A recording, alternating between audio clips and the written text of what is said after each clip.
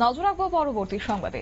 খোয়াই জেলা পরিষদ অফিস পরিদর্শন করেন খোয়াই জেলা শাসক রজত পান্ত এবং তিনি খোয়াই জেলা সভাধিপতি অপর্ণা সিংহ রায়, জেলা পঞ্চায়েত অফিসার অবিরাম দেববর্মাকে সাথে নিয়ে তিনি পরিদর্শনে যান। খোয়াই জেলা পরিষদ অফিস তিনি পরিদর্শন করেছেন এবং জেলা পরিষদের নতুন বিল্ডিং এর জন্য জায়গা পরিদর্শন করেছেন। কি রয়েছে বক্তব্য শুনুন।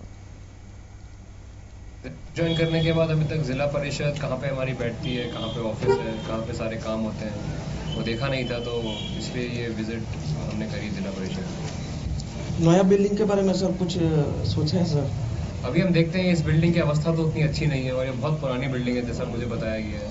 हम कोशिश करेंगे कि जैसे मैडम ने बताया कि इन्होंने एक जगह आइडेंटिफाई करा है, जो हमने भी विजिट भी करा, किस तरीके से हम नया जिला परिषद ऑफिस का ट्राई करेंगे, किस तरीके से बना पाए और कितना जल्दी हम उसे कर पाए।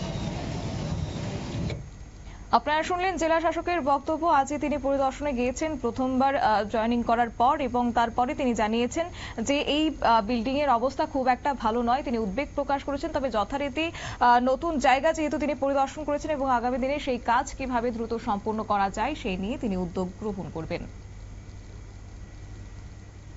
নিয়ে নিচ্ছি ছোট্ট একটি বিজ্ঞাপন বিরতির সঙ্গে থাকুন।